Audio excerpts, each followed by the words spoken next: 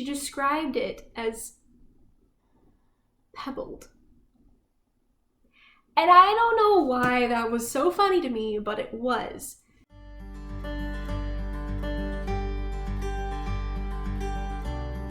Hello and welcome back to my channel. Today I am so behind, but I am finally doing my March TBR Wrap Up video. So I actually am so happy to announce that I read all of the books on my TBR for March. So all of these lovely novels, and it was a good month, that's for sure. So let's get to talking very generally and non-spoilery as much as possible about these books.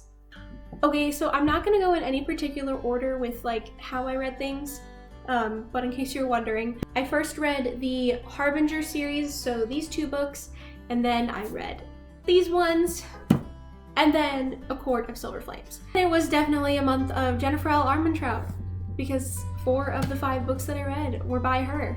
There's nothing wrong with that. Okay, so the From Blood and Ash series, I have the first 2. The third one is coming out in a few days on April 20th, 2021. So I will definitely pick that up. The series follows a girl named Poppy, and she is in this world what they call a maiden.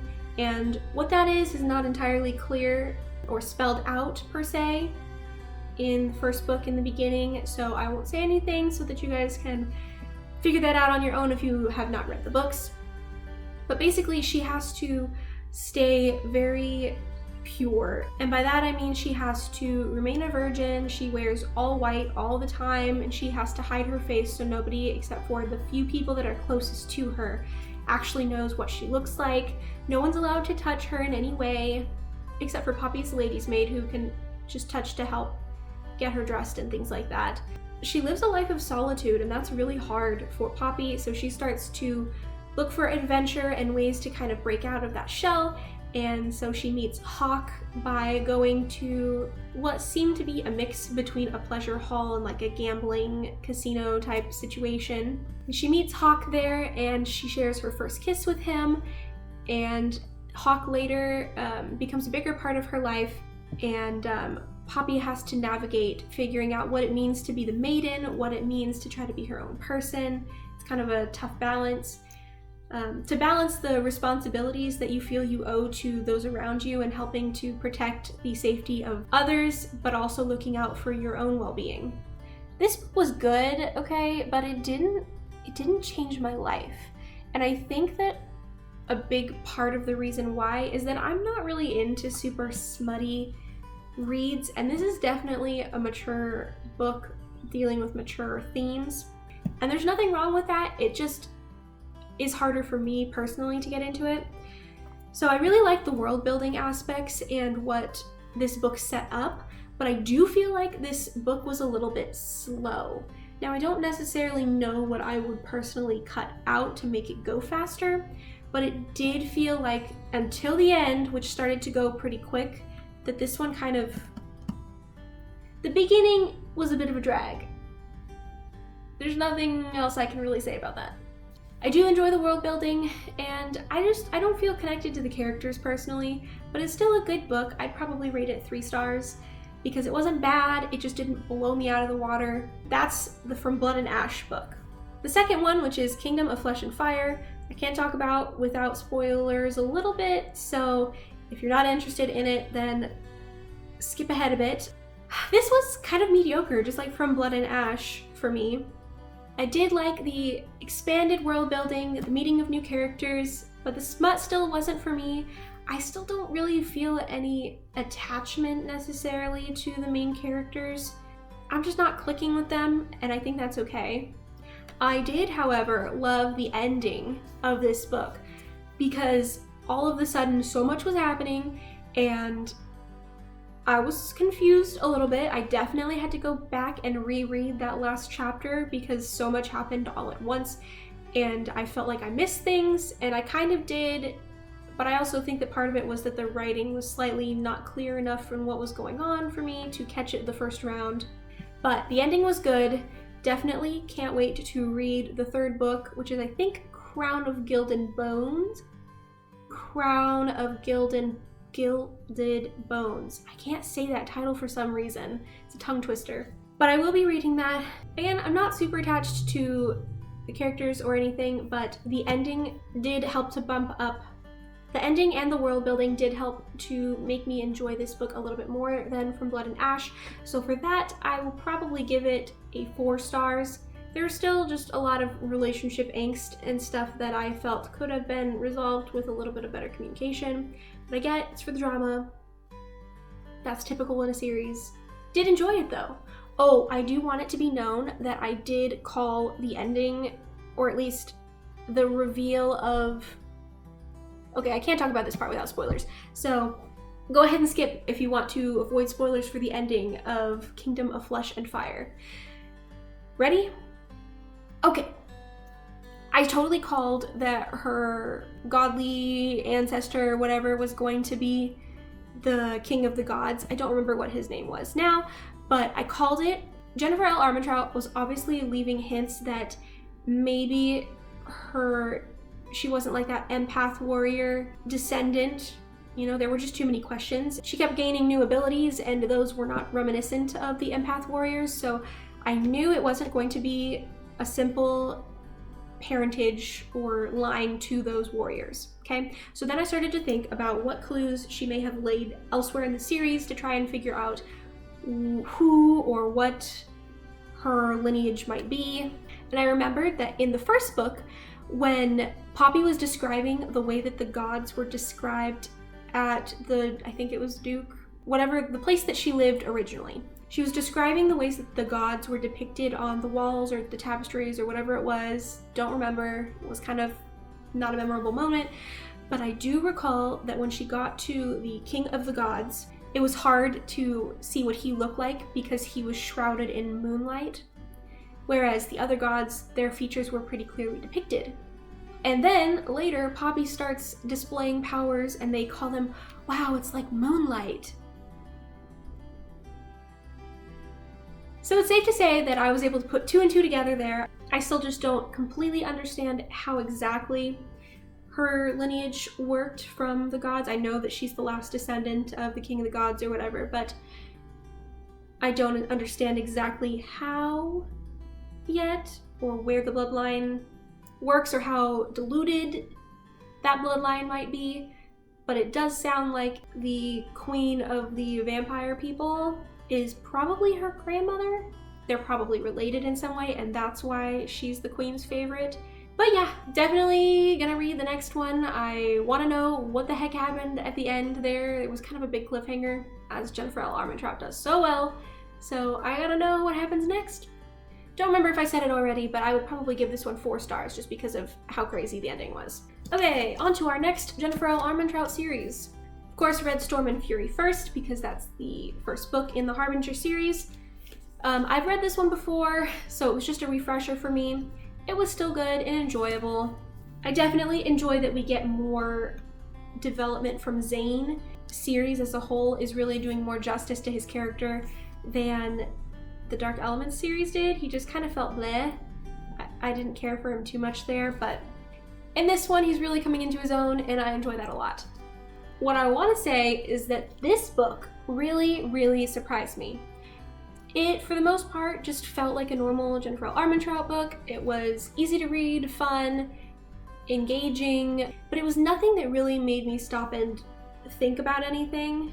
Most of her books don't really challenge my worldview or my way of thinking in any way, but this one, near the end, surprisingly comes up with some really good philosophical questions and things to think about regarding angels and demons and God and humanity and sin, and I did not expect that. It was a really welcome addition.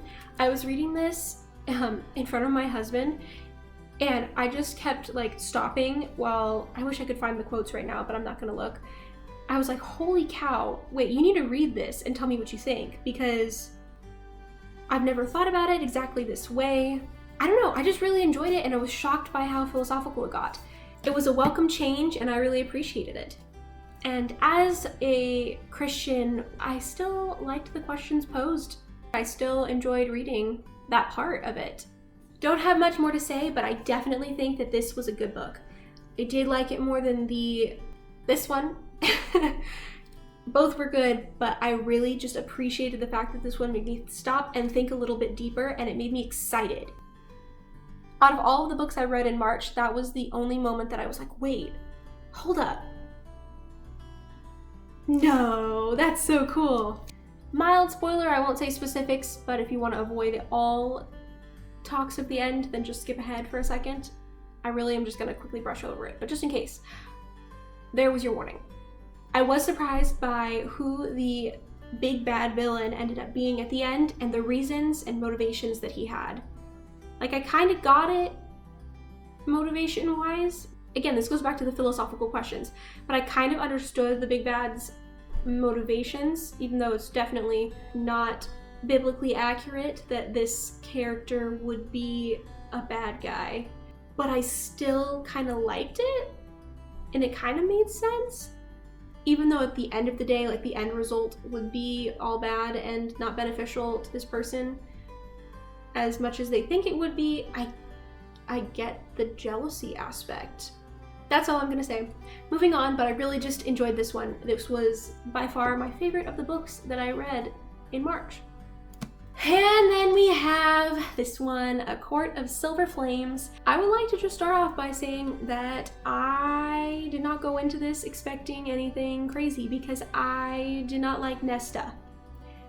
She started to redeem herself at the end of the ACOTAR series, and then during A Court of Frost and Starlight, she pissed me off all over again. So I was not really just expecting too much from her, but I ended up really enjoying reading about her journey and her self-discovery and how she dealt with and overcame the difficult struggles that are depression, PTSD, and just trauma in general. I won't say that she overcame completely all of those things by the end of the book, but I did appreciate seeing her journey. I was really pissed, particularly in the beginning, at the other main characters from the ACOTAR series, how they reacted to her. I just know that that is not how you are supposed to interact with somebody that has gone through trauma or is in a depressive state. Basically, the way that they interacted with her just made everything so much worse. And reading it was really painful and cringy, and it also didn't really feel true to some of those characters that have already been established, so that bothered me also. Yeah, the fact that they were just blatantly rude to her and awful in some ways just further compounded Nesta's self-loathing.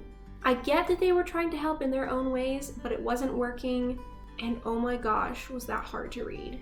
Another thing that was really hard to read was some of the verbiage. This was a really sexually charged book also, if you know what I mean. And I'm pretty sure you do, because it's not exactly subtle. This book was a lot in that regard. I think it's kind of a meme already, but the way that Sarah J. Maas describes certain aspects of anatomy is funny. There was one instance, well, she said it twice. Let me find it. I think I remember the page number that was the second time she said it because I was just laughing at it. Yes, I did remember the page, and that's unfortunate. Sarah J. Maas says twice, I remember it's explicitly in this book. I tried to kind of skip over some of it because I just don't care about the overly sexual aspects or parts of these books. Sarah J. Maas was talking about, you know, a woman's chest area, and when this character was getting excited, Sarah J. Maas used the word pebbled to describe what happened. And I don't know why that was so funny to me, but it really was. The fact that I distinctly remember it coming up twice was because I laughed internally at the first time, and then the second time that the word popped up, I was like, you're kidding. This is how she wants to go about describing this? Okay. But yeah, it was an okay book overall. Aside from the exploration of the mental health and healing and trauma aspects of this book, it was just meh. I did really like the girl friendships that were developed between Nesta and her friends, and then I'm glad they found a solution at the end, but am I the only one that was really kind of just disappointed? They hinted so much at the fact that Nesta was this like insanely powerful being and that there were silver flames dancing in her eyes. Okay, and then this is a spoiler, so heads up. And then she just loses her powers before we get to see anything major happen. I don't know, I was just very disappointed in that after like how much hinting was done at how insane she was going to be. Like the biggest displays of her powers that we saw were when she was having a nightmare, and that was it. I wanted to see what she could do, what damage she could do when she was awake. And I know that that probably goes against the whole trying to heal from trauma story, and that it's probably going to be better for her mental health to not feel as connected to her powers, as that just felt like a big stain for her, or a reminder, I would say, of her past. So it's probably going to be better for her going forward to not have that strong of a connection, but like, selfishly, I just wanted more. If I'm being critical, I would probably say a 3. If I'm being generous, it would be a 4. And that is only because I appreciate the discussion of mental health. That is it for me today. Thanks for chilling with me and just discussing these books. It was a fun reading month, and I'm really, again, proud of myself for getting to finish as many as I did, being as I started a new job, so yay for that. I hope that you have a wonderful day, and I will see you next time. Bye!